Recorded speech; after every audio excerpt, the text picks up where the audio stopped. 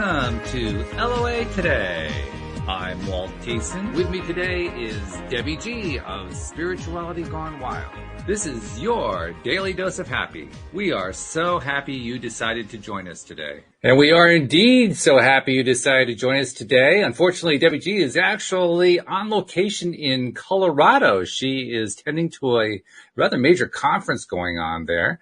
And our friend Neo is off. He's got something he's doing too. He's going to try to send a friend our way that he's recommending to us. But that's okay because Debbie has sent us some absolutely high-powered guests. I'm going to bring them into better focus for those of you who are watching on the live stream or watching the recording. We have Jolie Dawn and Jules Schrader joining us. And these ladies, I got to tell you, these ladies have some serious cred.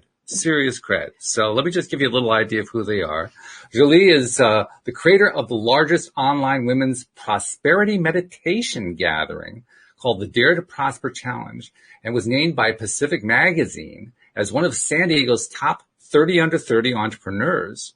Jolie is an intuitive business coach and writer. She currently contributes to Entrepreneur Magazine, and her 6 Amazon best-selling books have reached thousands. She is also the founder of Prosperity Queendom Incorporated, an online business training platform for spiritual entrepreneurs. But now to be done by Jolie, we also have Jules, and let me tell you a little bit about her. Ranked by Inc. magazine as #1 of the top 27 female entrepreneurs changing the world and one of the top 40 millennials to follow, Jules Schrader is a musician and visionary on a mission to inspire people to create a life by their own design. With this vision, Jules created Unconventional Life, a Forbes column and top-ranked podcast for entrepreneurs that features the stories of millennials living from this new paradigm.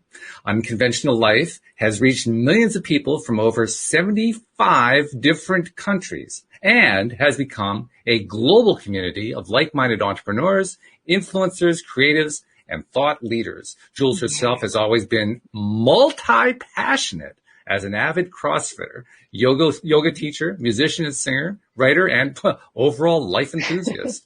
So, ladies, I got to tell you, you are brightening the horizons of LOA Today by joining us today. Thank you very much for being here. We really appreciate it. Well, thank you. And I got to go to Jules first because as I found out before the show and as listeners heard here, she's a musician and I have a special affinity for musicians. You got to tell us a little bit about your musical background before we do anything else. Yeah. So I've always had a unique gift with music to be able in the moment to create full songs, full, channeled pieces. I remember one time I was at the General Assembly floor at the United Nations and the artist that was going to come there, I was there for a business thing and they were like, I know we need to find a performer. And I was like, I'm a musician as well. And I did a full improv set. I was like, we'll start this thing in the key of A minor, not knowing what was going to come out of my mouth. Talk about co-creating with the delegates, right? Everyone's, sovereign and serious. And it was incredible. 20 minutes and just allowing, full songs, choruses, refrains, all of it to come through in the moment. So it's always been a unique gift of mine. And I definitely have this bit of blues, roots, folk kind of sound. I call it a mix between Janis Joplin, Amy Winehouse, and Adele. And, wow. I love using music as a shortcut to the soul. So that's very cool too. And that's not an easy thing to do what you did there when you were just letting it flow. I mean, you weren't doing any pre-planning or anything. You just, whatever came is what you went with, which is a great skill to have, but it takes a little developing, doesn't it? It does. And it's a commitment to present moment experience. Cause it's like, if I am not present, that thing does not work. That's right. So being in that present moment practice, I think it's the nature of all this stuff, especially the nature of your show. It's like, how do we stay in that zone and allow spirit to move in many different ways? So. Absolutely. And then Jolie, of course, with your background with Entrepreneur, I mean, I got to tell you, when I saw that cred, that's something I've been reading that magazine for 40 years. And I was just blown away when I saw that one. So tell me, how did that happen? How did you get started there? At such a young age, too. I mean, we'll do that part second. Just the first part. How did you get there? I've always loved writing, and being a young entrepreneur in my early 20s, I wanted to write somewhere that would already have readership. And so I just went for it. I applied as a writer, and I had a lot of compelling articles already written. I kind of already embodied myself as a writer for Entrepreneur when I applied, and I got the position.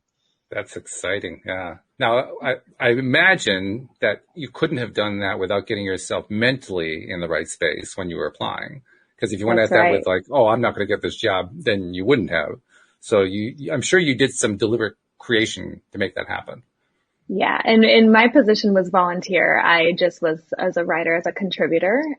But I embodied the frequency of a writer who had already done this, who was already writing for Entrepreneur. I claimed it to my friends. When I got accepted, I was like, yeah, that embodiment, that claiming and that ownership works. It really does. That's really cool. And then the reason that Debbie G asked you guys to join us on the program, I know she's a little bit heartbroken she can't be here because she's working that conference, is because of a program that you guys are working on together that it's pretty cool stuff. You are reaching out specifically to women and encouraging them to become creators through, what is it, the Dare to Prosper Challenge? Is that what you're calling it? Yes. I mean, that's a great deal. It's so perfect to be on a show like Law of Attraction today, because so much of what we believe is rooted in these natural laws of the universe that like attracts like. And it's just time. It's time for something new. It's time for a revolution. It's time for women in particular to know that they are key players of the game, of the future, of wealth, of abundance, of recreating big systems. So it starts with self first. It starts with claiming that prosperity, claiming that abundance, claiming that worthiness of having, not just getting by, not just struggling day to day, not just making ends meet, but really thinking big picture into the long game and having a big vision for what you want. And that's the invitation of Dare to Prosper, is to come play with the energetics and learn the energetics of prosperity, because it truly is an energetic first. I like the fact that you include the word dare in there, because with that word, you are basically pushing women in particular to go beyond the comfort zone, or like, I don't call it the comfort zone. I call it the familiar zone, because it's familiar and we know it and it's safe and it's secure and so forth. But you're saying go way beyond that one, and let's take a challenge on of making this new paradigm part of our lives. I mean, first of all, where did the concept for this particular challenge come from? What was the original impetus behind the whole thing? It was in 2019 that I just kept having a vision of, because I understand what I do in the psychic field in my work. I understand the way that I play with human psyche and work from human psyche, which is why my programs have had such great success. And I wanted to see how big we could create this field of prosperity and success, and how many women I could impact in a 10-day period. It was really an experiment. And I launched it in 2019 as a beta test. We had our first 500 participants. And it was beyond what I even could have projected what was going to happen. The money miracles in the field that we had opened, I realized that this was very spirit-led. This was very much a co-creation. It was so hugely beyond me.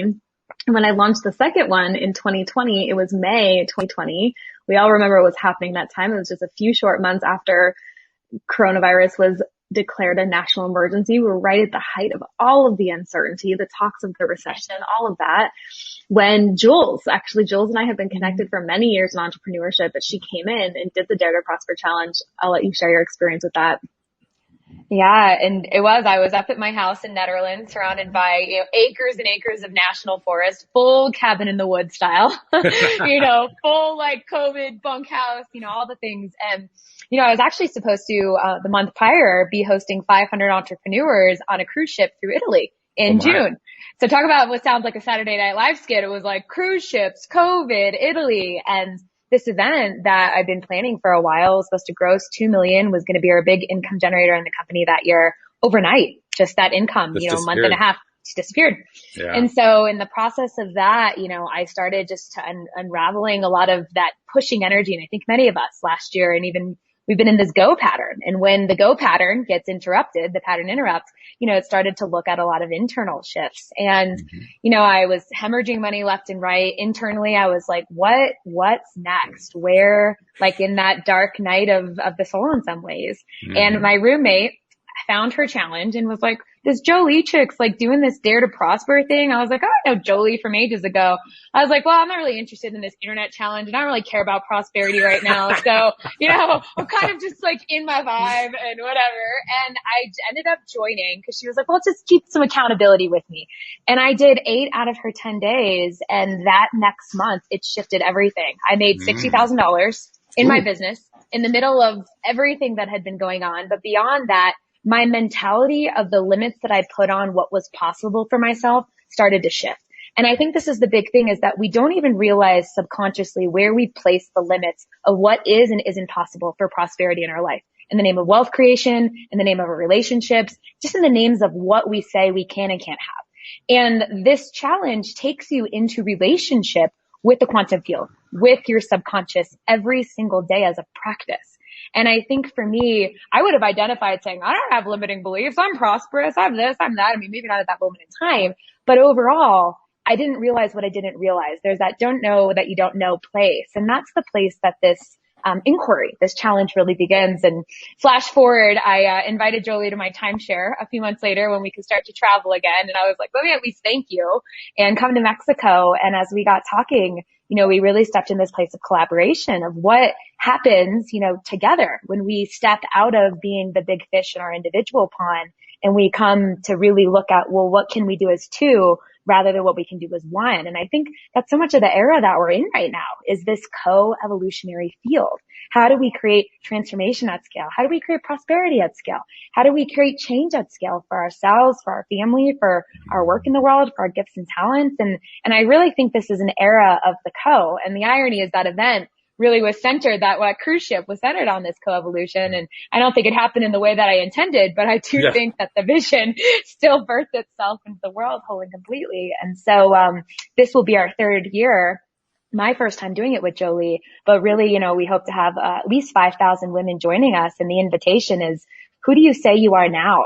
Who do you rebirth yourself are? I know some of you, we've gone through these big deaths. We've gone through these big rebirths. Some of us have 2x. Some of us has negative 2x. We've been all over the map, this year, but I think there's tremendous opportunity to get to know yourself, know your potential and know, your gifts and talents in a new way, moving forward. So that's really what our vision here with this challenge that begins next week, May 17th through the 28th, and it's, totally free to participate in. So. And we will give this information out a few times throughout the show. But for those who do want to join in on this, want to be part of this challenge, how do they become part of it? Where do they go? Yeah. So go ahead. Yeah. You can head to the Dare to Prosper Challenge.com, all spelled out. That's it. Real simple. All right. And we'll give that out a few times. I love what you were talking about, Jules, about how, I don't remember the exact way you phrased it, but you were describing your process for getting past yourself. That's the way I was looking at it. You were getting past your own limitations. You were kind of knocking them out of the way, and you were doing it through the co-creative approach, which you and Jolie have been able to put together and turn into something that was even bigger than what she thought was already massive. And it was. I mean, 500 by the way, that's the best beta challenge I've ever heard. I mean, 500, real, you deserve a lot of credit for that one. But you guys have taken it to the next level. And I guess the question I'm trying to ask Jules and Jolie as well, but I'll go to Jules first. How did you break through? I mean, was it just the reconnecting with Jolie that made the difference? Or, because something had to shift in your mind. Your mindset had to shift in some way. What shifted? Yeah. Absolutely. Well, I think the first step was starting to be in what I call radical relationship to the present moment. And there was a way, and if you had asked me, I would have said, I'm a fairly possible oriented person. I mean, I created this whole company based on, having permission, following your own path. But either way, we're still humans. At the end of the day, we have our own humanity. And I had to take a look at what was the consciousness that I was subscribing into. And I didn't even realize how much fear consciousness in that moment I was choosing for myself, about the world, about the economy, about COVID, about health, about, Black Lives Matter, about racism. I mean, it was just everything at once. And I think that we're in a great awakening right now. And I think many of us, and some of you tuning into this, we've been on the front lines for a while. We've seen it coming. We've been in practice camp. And I think for me, COVID really pushed us out there And it was like, well, are you ready? Are you going to do it? Are you not going to do it? What do you think? And in some senses, there are many moments in that and this that where I'm like, do I really want to be here? Like there's a lot of crap. Like, am I interested in that? And I think that takes being radically in relationship where, you know, if I'm going to create my life, well, what am I subscribing to? And I think that awareness is the first step to actually start to peel back what has shown up without even looking at it. And it's a continual practice. It's like spring cleaning, you know, the whole thing. It's like, you know, every winter or whatever it is, you accumulate all this stuff and you have to gut it out, because if you don't create that active removal, then all the things that you want in your life have no space to actually land. And I think this is the other main thing for me, is that I was surrounded by tremendous opportunity, but I couldn't actually connect that opportunity that I had because it didn't have enough space. And, you know, Jolie talks about in these meditations about coming to this garden. She uses this garden as a figurative example, but it's like, you got to clean the garden. You got to spring cleaning the closet. And then from that place, I think new things can truly anchor that are there to anchor. So for me, that first shift of what am I subscribing to? Where is my awareness? And then what will I actively remove such that I then have more space for whatever wants to show up, either there already or not. I think it's so cool that you make that shift. That's probably the big issue that anybody has when we are confronted with the whole concept of what the law of attraction is, how creation works, how our minds play a direct role in the entire process, how our relationships play a direct role in the process, and making that shift. I mean, we can have the theory explained to us all day long, but when we're in the spot, on the spot, so to speak, having to actually face making that shift, that's where so many of us trip up. You made the breakthrough. And Jolie, I get the impression you never even slipped. I mean, maybe you just put up a good persona. I don't know, but I get the impression that you just kind of slid through all of 2020. It didn't even affect you. Am I wrong? Oh man. You know, I was in a challenging, my personal life was challenged in 2020. I was in a very challenging personal relationship that ended. But to answer your question around the energetics of this, I'd love to tell a quick story about how this really all came to be for me. Okay. It was when I was 20 and going into college and blossoming into the world as a young adult. Sorry about the background noise. I was around during the 2008 economic collapse when all of that housing crisis and all of the economic collapse of 2008 was happening before my eyes. And it hit my family really hard, really hard. My dad's law firm was way over leveraged in credit. There was a bunch of investment properties, and all of like the financial collapse of his world and our family led to his suicide in 2010. Oh, yeah.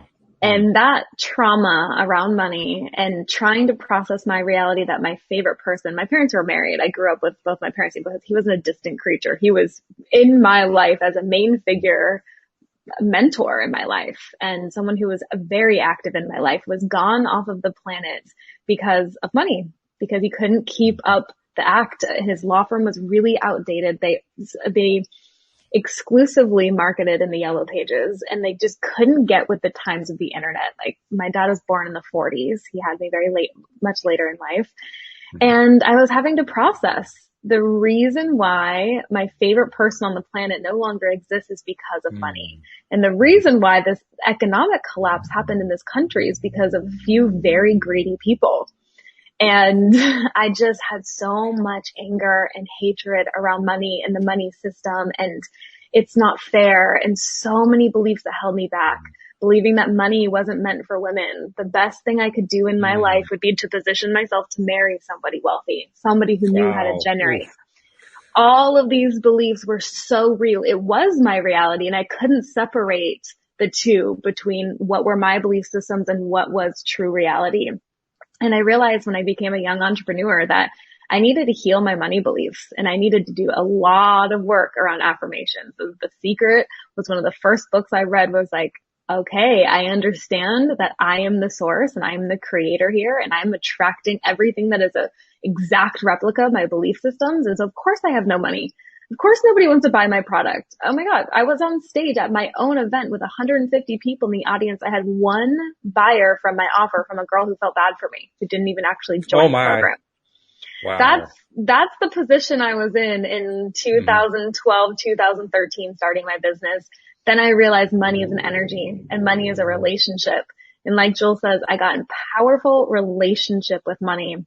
And I started looking at what I believed. When I started to heal what I believed and what I believed I was worth and how I believed that I could create in this lifetime, I saw a radical difference on what actually manifested and showed up in my world. And I would show up more powerfully on sales calls and more powerfully on stage, more powerfully in my offer. And that's what I want to make available to people, is that true prosperity is an energy that you absolutely do have control of.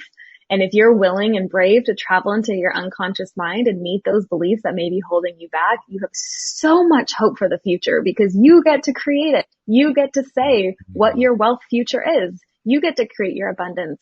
And we need people right now on the planet who care about big abundance because we need resources to change the systems that need our attention most right now. That's true. Yeah. Well, you just put to shame my claim that you sailed through 2020 because you went through in 2008. I went through a very similar thing in 2008. I didn't lose a parent, but I lost a business. I lost an entire business, and it was terrifying to say the least. So I appreciate that side of it. I also appreciate what you're talking about the money. I actually wrote a book about how the money supply works. So it was a big project for me. It was a big deal for me. But ultimately, like you said, you had to make that shift, and the shift came through, the healing. I think that was the word you used, the self-healing. So take a moment, Julie, and just talk about what did you do to actually do the healing? I mean, it's one thing to say, I'm going to heal myself. It's another thing to actually do it. Yes. Okay. First things first. Every single day for 365 days, I made a 1-year commitment to myself and I did not miss a day. Every single day I went to my journal and I wrote a letter to money, even if it was a 1-sentence check-in. I started to seduce money like a relationship. I love you so much. Thank you for showing up. I just got free tickets. This is more evidence of how abundant I am. And I tracked and I counted and I celebrated every minute detail of the money that was coming through my life and how I was abundant because I understood that the more I celebrated it, the more I was creating it. And even when it was hard, I was apologizing. Like, I am so sorry for pretending that taxes didn't matter. I am so sorry for pretending that incorporating my business 3 years late didn't matter. All of these things matter. And I got into just big time accountability with it. And I paid attention to my spending and I started tracking my business expenses. And I'm just light years beyond the woman I used to be, which was like, this is not something I need to pay attention to. I'm going to put on the blinders. Somebody else will do this for me. My accountant will do it. My money manager will do it. Some team member will do it for me. I just want to have so much money that I don't have to pay attention to money, which never happens. You always need to pay attention to your money. That's a recipe for it falling through the cracks. And so what I did was I started to get into a relationship. I tracked my money. I counted it every time I got paid. I counted that money multiple times. I still do this as a practice. Every single time any money comes through my business, I count it and I track it manually myself. I write it down. I feel the money. And then I started getting, pushing myself to get a little bit uncomfortable, raising my rates, having bigger offers, hiring business coaches, really having a solidified plan in my business so that I could actually work on that piece of revenue. Wow. Yeah. That's some pretty serious shifting going on there. And that's good stuff. I imagine, Jules, you probably had to go through something similar, but your track, everybody's track is always a little bit different. What was your track like? How'd you do your shifting, your healing? Yeah. I actually had a near-death experience about 6 years ago. And it was a wakeboarding accident. And, pre that accident, I started my first 6-figure company at 18, 7-figure company at 22, and not 24. I was running a 30-person company. Business partner embezzled $200,000. Went into hundreds of thousands of dollars worth of debt. I'm like also a sponsored snowboarder, traveling and snowboarding, trying to run this company. It was like a whole thing. And I lost everything. And I was dating my other business partner, the one who didn't embezzle. And in the process of 8 months, I felt like all the things that I thought mattered, gradually, started to decline. And I had to really ask myself. And then flash forward a year later is when I had this near-death experience. And so some ways I feel like I had to go through my external death before I then went through my internal death. And, you might hear my dog in the background. She's giving a little, growling acknowledgement here. But with that, this accident, it was a wakeboarding accident. I was out, on the water one day and was out with the boys, seeing how much air we could get and try to jump the wake. I've always been a bit of an adventure enthusiast. And so, I jumped and I smashed and I, face planted, and I knew something was up. I just didn't know how much. And flash forward an hour later, I got off the boat and, I just couldn't, feel my arms, my legs, and they took me to the hospital, and my next memory was coming out of the MRI. And I was approached by this white figure and 6 Black Shadow Council member. And we had this conversation that was, Jules, you have more work to do in the world. Do you want to do it? And at the time they thought my neck was broken. I thought I might have been paralyzed. And I just remember saying yes, as long as I don't come back to vegetable. And in that next moment, I was zapped back into my body. I felt this energy forge my neck back together and shoot down my spine. And the moment that I woke up, everything shifted. It was like life before being driven by me, life since coming through. And I remember 3 weeks later, I get a random phone call from this woman who I had met, and she was like, you want to come be a global ambassador at the UN right now for education? And I'm like, in this neck brace, just had this experience. I'm like, is that really the best time? And I hear this voice, and it's like, tell her you have this initiative called Create You to reimagine higher education. And I'm okay, maybe I may be batshit crazy. I've totally lost my mind. And I tell her, and she's like, can you be at the UN in 3 weeks? I'm like, sure. And then Forbes reaches out and they're like, we want you to part of Forbes 30 under 30. And they're like, we want you to start writing for us. I can't even spell. I mean, I have ideas, but then they asked me to start their first podcast, which ended up being Unconventional Life. And so this whole dominoes shifted. But more than all of that, what it took is I felt in that accident, the experience of what it was like to be on the other side. And I relate to that as this frequency of love. And after tasting that as an option on the menu, being in a body in human form, there was a disconnect. Talk about the separation. I was like, wait, why am I skin and bones? Nothing here is going to feel like that. And that has been something that I've really had to reconcile with and ultimately come to appreciate as a gift of actually being the bridge. And I think all of us, we are the bridge. We are the bridge of the two worlds. And it's felt like my mission has been to activate and to really ignite gifts and talents, not only in myself, but in each of us. And I think of these words, you have more work to do. You want to do it often. And I think we're all at a unique place that, sometimes we think that our gifts and talents don't matter, that we don't have enough education or training or opportunity or clarity, or someone else is doing what we want to do. Yet we're in this period that I think that's the whole point. And when I keep coming back to this accident and what showed up, the whole point is understanding that your unique imprint, our unique blueprint, we are uniquely equipped with every piece that we need to bring this work forward, or we wouldn't be here. And I think that has been a lot of the work that we're, doing in this Dare to Prosper, is to remember, because I think it's this process of remember, forget. And I think how we do that is we do that in connection, in conversation, because without having these mirrors in my own experience, I don't know if I'd have made it. I don't know, especially after COVID. There are moments where I was like, I am complete. I've done enough podcasts. I've hosted enough events. I have enough music out there. I'm out. God, have we hit that quota yet? Can I go home? But legit, come on, I'm done. And in order to keep going, I'm like, all right, if I'm gonna really stay here, then man, my joy quota has got to increase. My present moment vibrancy has got to increase. Because if this isn't fun, if I'm not in the practice of pleasure, that's the other thing. I had to really unsubscribe from the fact that I thought life just had to be 6 or 7. What is it really like to spend most of my life in a 10 frequency? Not overnight inherited, but a cultivation, consistent cultivation. And, so that's been a bit of this process. And I think a bit of the gift, but a bit of why I think we all need each other. Because I think without it, at least for myself, I'm lone wolfing, and frankly, I don't care. It's not enough for me to want to stay. And so we get to dig for what is that activation. And I think that activation is our purpose, and our purpose really comes alive when we tap into these gifts and talents we're born with and we develop.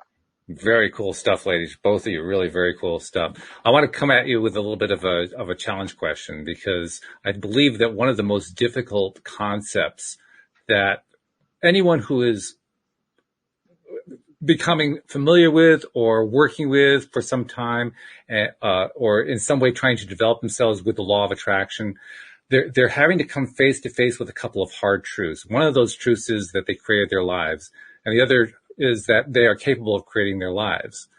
And they are both equally daunting. The first, facing up to, yes, okay, I own up everything that came into my life that I don't like, I'm responsible for. And then owning up to, yes, everything that I really want my life to be, I am responsible for. Those are, I mean, they're kind of two sides of the same coin, but they are both really big deals. You guys seem to have just kind of, slammed through them.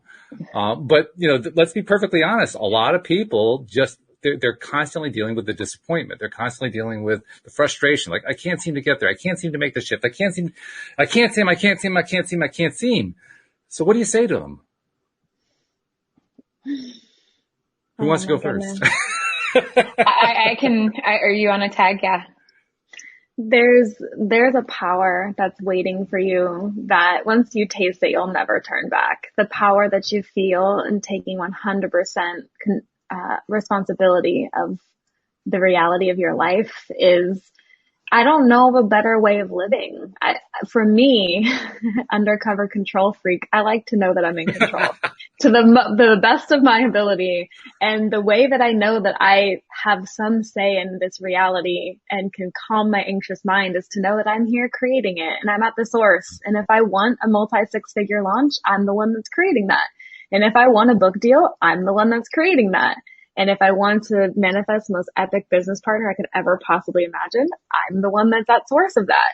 And so it's not waiting for someday, maybe in the future, I might be successful. I know that I am the active creator of my success. I know what my privileges are. I know what my talents are. I know the gifts that I came into in this lifetime. And then I know how to turn on that part of me that is the creatrix of my life. And so for everybody listening that's wondering how to turn that on, like Walt says here, it's a huge responsibility to take responsibility for everything. But with that comes enormous freedom. And it's something you must be willing to have both sides of the coin for. Yeah. I think if I was just to echo and add to that is that, it's a continual choice. And there's been so many moments where I don't want to, I don't like it, it doesn't feel good, it's not what I want. And as Jolie said, and it's all my doing, whether I liked it or didn't, right? It's all mine. And sometimes we only want to take advantage for all the good things we're creating. And then when they're not there, we can blame it. Oh, well, it's just not my fault. Oh, something happened. Oh, this person let me down, this person that. And they have to expand your spectrum. You're choosing all of it all the time. And for me, actually being willing and big enough to accept that I'm choosing all the bad along with all the good is the starting point. Because if I don't know that I'm responsible for all the players at the table, then how can I know how to deploy the right team? And so I think we have to understand that we've consistently got team around us, but we keep choosing it. And I think that's been the thing is there's been so many moments. I don't know if the fear for me ever goes away sometimes or the self-doubt or even the courage. I mean, we evolve, right? I feel like I evolve the relationship to it. But at the end of the day, like there's still that voice. That voice doesn't always stop, but I've just gotten really good at acknowledging her and being like, got you.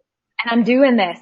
I'm terrified and I'm in action. I feel like this isn't working and I'm moving anyways.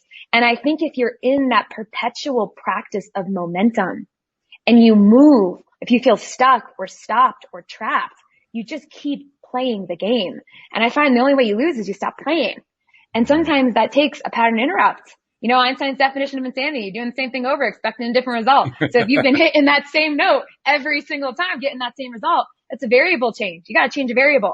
And sometimes that variable is scary to change because we're creatures of comfort, we're creatures of habit, and creatures of stability.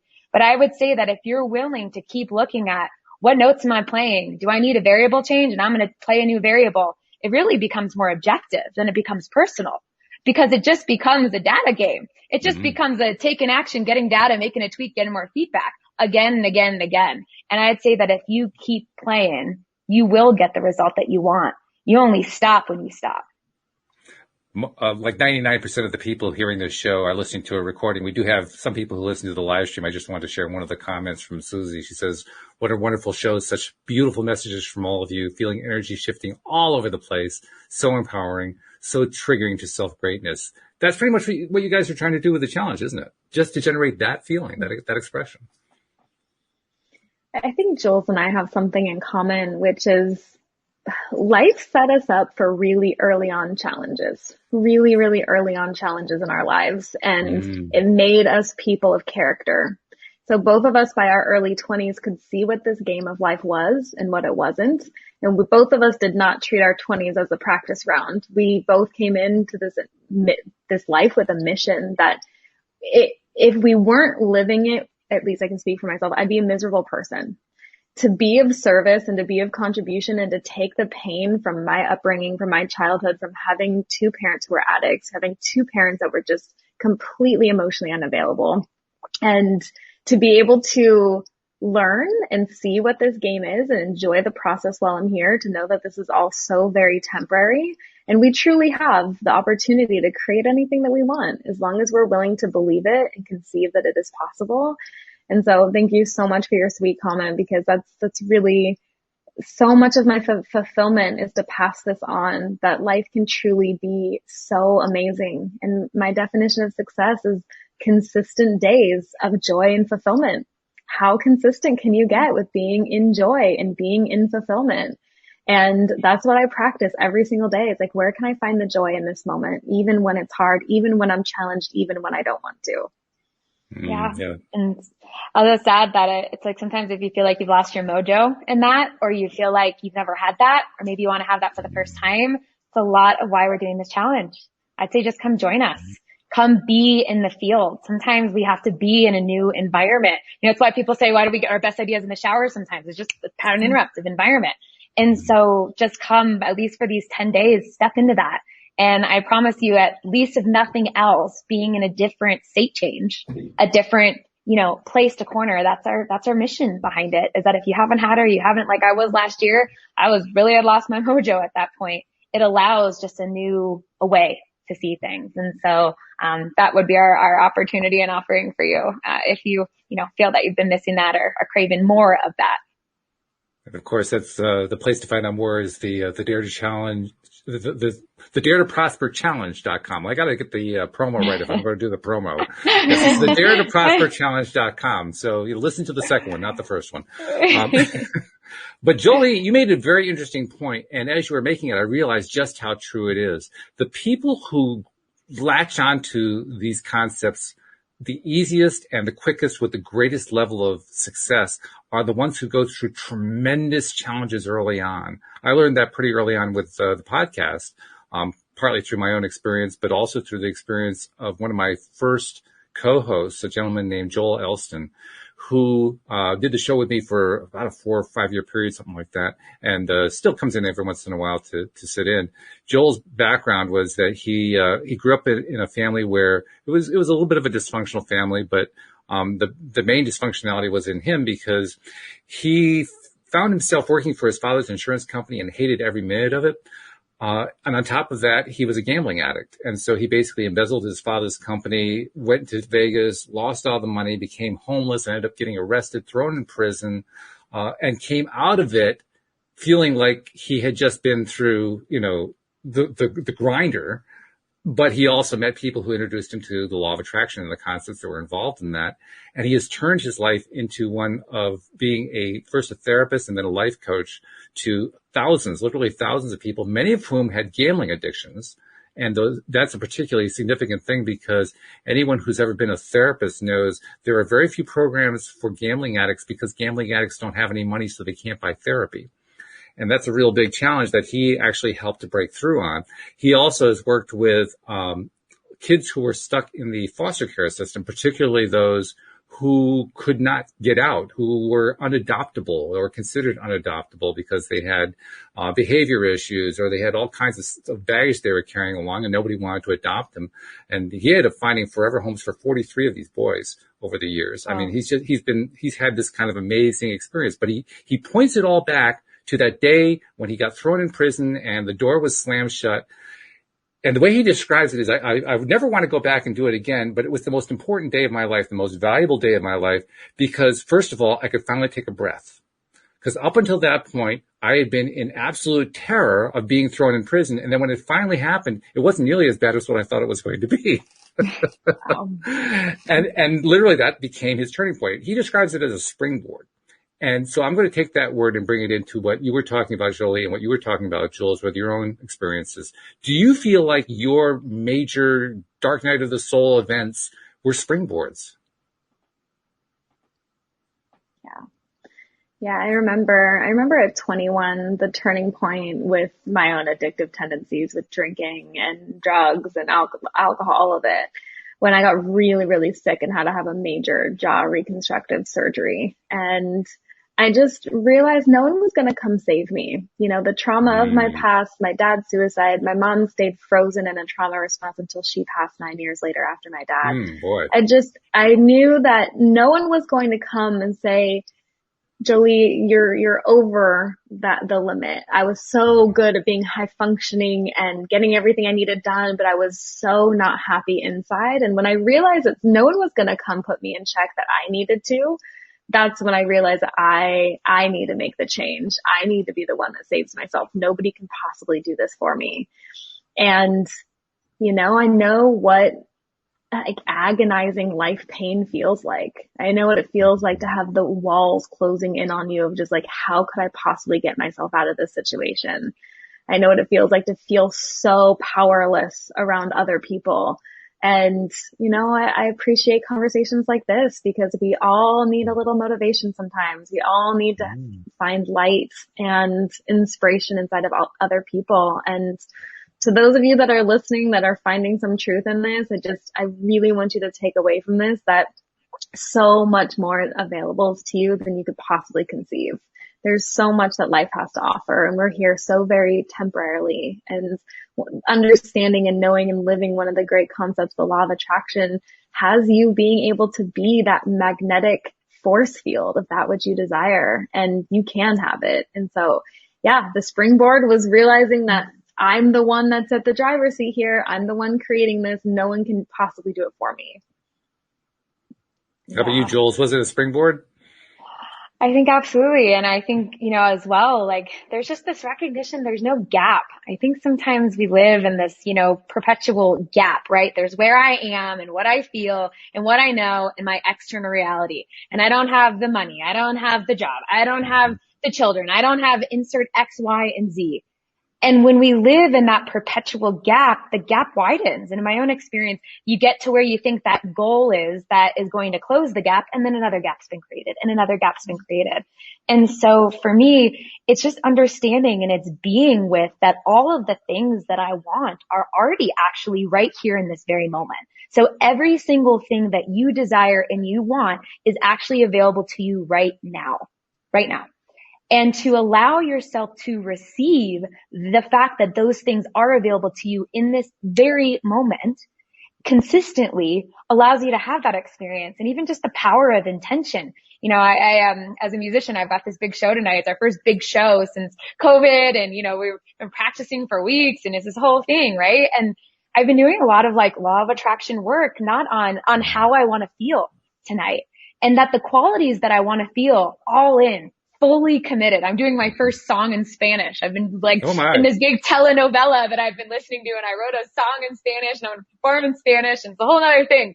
God's like, guide me in Spanish, Espanol. I was like, all right, you know, but the qualities, right? Being all in on myself, being the space of excitement, of joy, being the space of possibility. Like those aren't things that I will get if the audience acts a certain way, if all of the band plays the right notes. Those are things that I get to be right now. And from those qualities, that is what is actually creating those things that I will get to have. And I think that there's part of being able to visualize and give yourself the qualities that you want to recognize that they are here right now. And I think that even if it feels like a small fire, which sometimes in those springboard moments, you might feel like no connection to that flame. But sometimes those springboard moments, when stuff hits the fan, that ignites the flame. And that gets to be where you get to grow and tend to the flame and cultivate the flame because it's already right here. And that's what I think allows that growth and ultimately that reality, that gap to close. It's funny too, as we're talking about this, I'm kind of reflecting back on where this show was at in terms of many of the conversation points that we were at before COVID.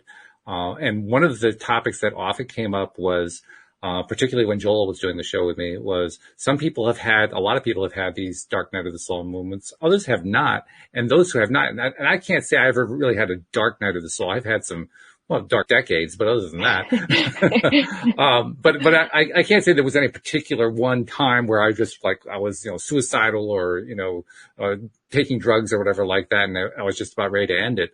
And so I used to ask myself, well, if I never had one of those, how do I get a springboard? Well, that conversation is now passé because we've just passed through of what was it, 12, 14 months now of a collective dark night of the soul.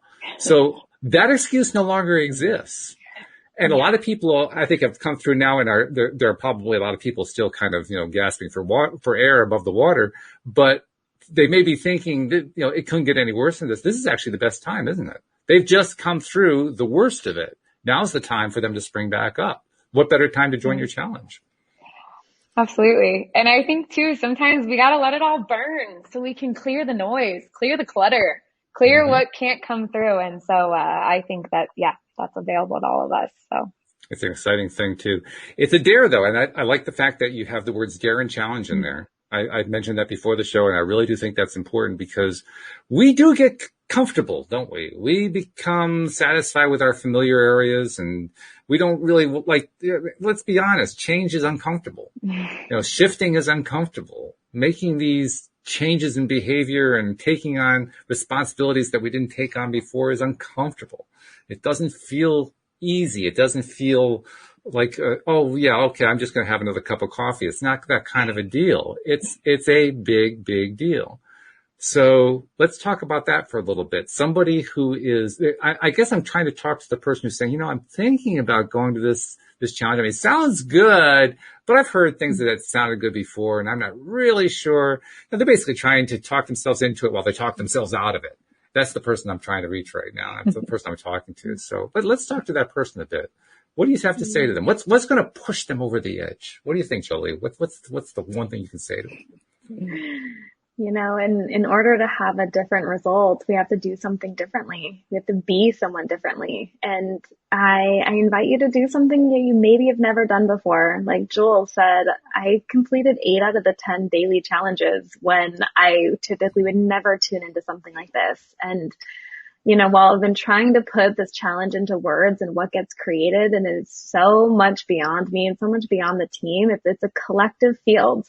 And for somebody who's looking to have a different result, it doesn't matter how many decades you've been in pain, in scarcity, in contraction with your money, and just overall prospering in life, to remember that you always have the power to create something else. And if you're inspired by that and you're curious, come co-create this field with us. It's something that is a new creation every time. The last time we ran it in 2020, we had 1,500 people from over 35 countries.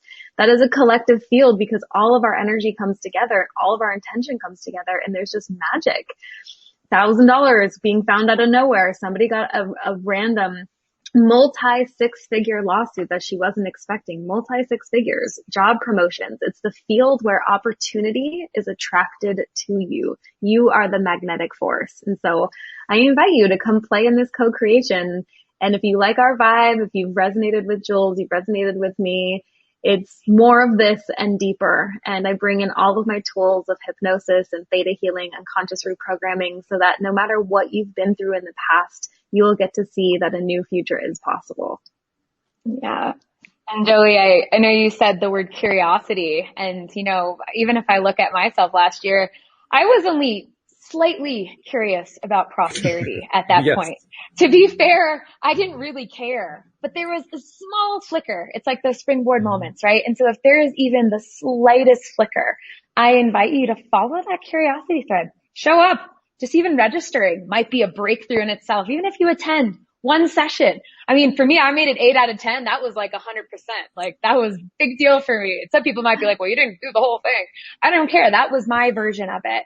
And so do it your way. And I think that if you give yourself the permission to follow your curiosity in anything in life, that always opens more things. It opens the secret menu. There's what you think's going to happen, and then there's what ends up happening, as a byproduct of it. And so I'd say give yourself that gift and show up as you are. There's no need to be anywhere other than the way you are. Meet yourself newly each day. And maybe that first action is pausing this thing or watching this thing, open up that new browser, the daretoprosperchallenge.com, entering your name, entering your email, and being like, boom, breakthrough.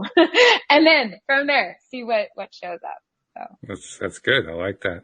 What, when you are talking with somebody who is on that edge, and you've been doing it right now, you're trying to help them find that excitement level. I would think that, you mentioned 500 in the beta, it says 1,500 with the last event. I think I saw that you currently already have 900 signed up for this one. I'm not even sure what the current count is. But when you get that many people connected together, I think I kind of want to touch on, you feel that, don't you? Not just you, the organizers, but everybody who comes in, there is an energy there that is tangible and that you feel and that actually impacts your life, isn't there? Regardless of what you're learning, just that energy level.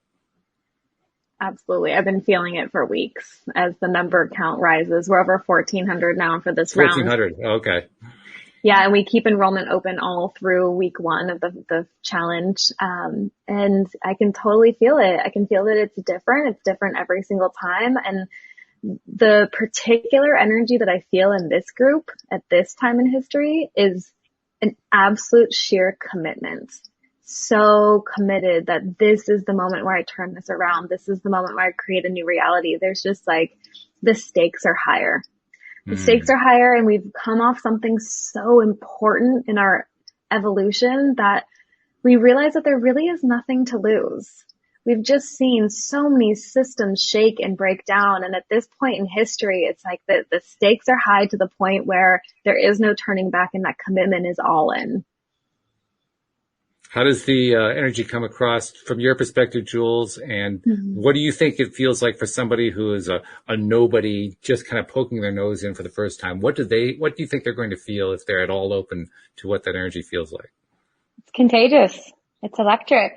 It's like when you why watch a movie? Why listen to a beautiful song? It gives you a feeling, and that feeling creates a state change. And I think whether you're even the slightest bit open, being able to do that at scale.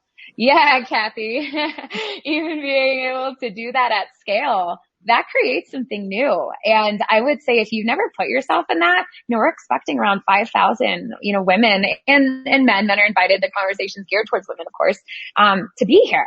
And when you do that, the power of collective intention, like that is cool. It's not even like you're holding it or I'm holding it or there's a few of us holding it. There's like a 5,000 watt amplifier pushing that thing through. So if there's something that you've been like, historically, this thing ain't moving, bring that thing. Cause that thing is what gets worked through, because that's when you have that power of collective intention. And so I think this gets to be a vortex and bring all the stuckness, bring those things that you are so clear don't work or don't work the way you want them to. The things you're so clear will never change. Bring them, all those things, because that's what gets to be worked out in community and with collective amplification and intention. I got to ask you, why 10 days?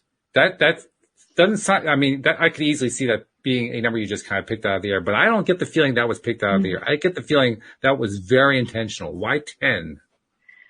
So it's essentially over 2 weeks. Week one is 5 days. We integrate for the weekend. We come back for week two and do another 5 days. And there's actually another integration period week post the challenge. And I just really got that we needed 2 weeks, but because the weekend was an integration, those 10 days felt like the completion of a cycle for me. Of a cycle. And they love it. Yeah. It's a full cycle. So 10 days makes a cycle. Okay. That's interesting. Well, what does it mean for you, Jules?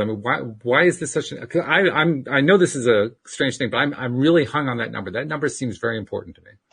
Well, I think, what we've talked about a little bit, but we're creatures of habit. And so to be in a practice of something, in our own experience, sometimes it takes a few days to get into it, or you get into it and then you hit this point where you're like, I got enough, or, and then usually our pattern would suggest that we hit the eject button, I got it. I got this. I'm done, whatever.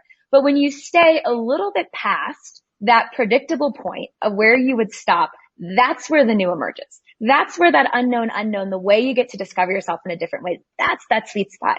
And I usually find that around day 8, day 9, maybe day 7, when you're like, come on, that when you stay, if you choose to commit to yourself and stay, that's really when you unlock the sweet spot. And that's when new things emerge. And I think being able to be in the consistent practice, not only allows you to develop new routine, new habit, just new way of being, but then come by day 7, 8, or 9, when you've been doing that for that period of time, that's when you start seeing results. That's like just the bonus round. That's like the victory lap, ×1, ×2, ×3, like do it again.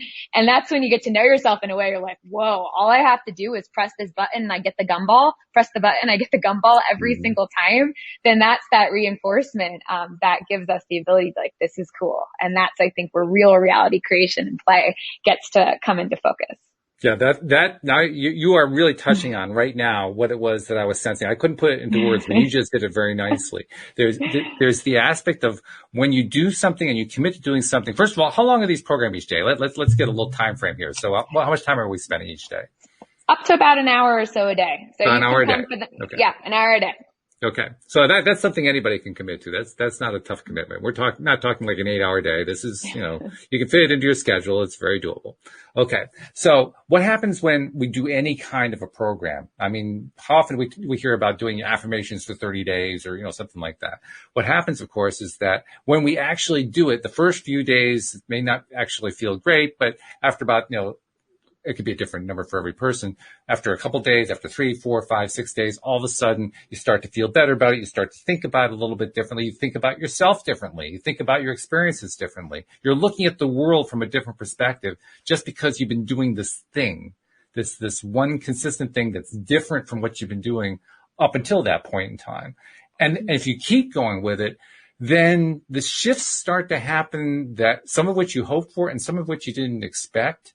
And that provides fuel as well, doesn't it? I mean, the whole thing, it becomes a momentum generating machine just by continuing the pattern throughout 10 days. I think that's what I was thinking was happening when I heard 10 days. It's like, okay, by day 2, you're feeling it. By day 3, you're really feeling it. By day 4, all of a sudden, it's like the world is shifting.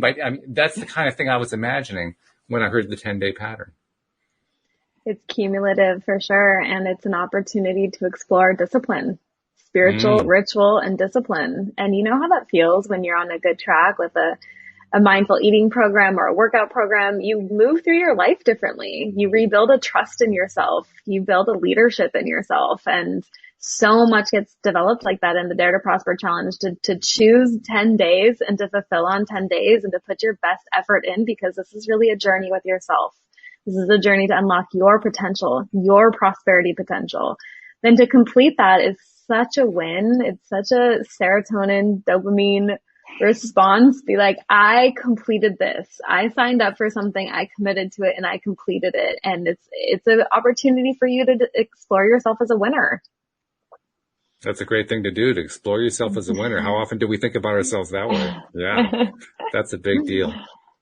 I'm going to give you each like 30 seconds more to do the little last minute promo for those who are kind of on the edge. They aren't quite ready to sign up like Kathy and Susie and others were doing there. But what's the one thing you can say, Jules, that actually says, okay, this person's going to actually make the press and push the button and do it. Just do it. Just claim it. Just do it. Claim it. Legitimately. New browser, thedaretoprosperchallenge.com. Name, email, submit. It's just claim it. And sometimes that's what it takes. That's the difference between what I have and what I want. The choice. In the moment, real time. And this is that moment, real time. And if you've been waiting, this is your confirmation. So give yourself that gift. Claim it. Do it. So you got like 80% of them, Jolie, but you got to get the other 20%. What's the last thing you can say to get that last 20%? I just want you to know how worthy you are of having it, of feeling your capacity to receive abundance expand, to create a new future for yourself, for your life, for your family, for your community, for the world, because we need all hands on deck right now. And this is such an opportunity for you to claim what is yours, the prosperity that is yours. There's so much wealth on this planet. There's so much being generated right now. To know that you are deserving, to know that you are worthy, to expand, to receive, to claim what is yours, this is your chance. Beautiful, ladies. Julie Dawn, Jules Schrader, thank you so much for spending this time. We really appreciate it. Best of luck with the DareToProsperChallenge.com. We'll be looking forward to hearing a report. Thank you especially to all of our podcast listeners without whom we would not have a podcast. We'll see you all next time here on LOA Today. Goodbye, everybody.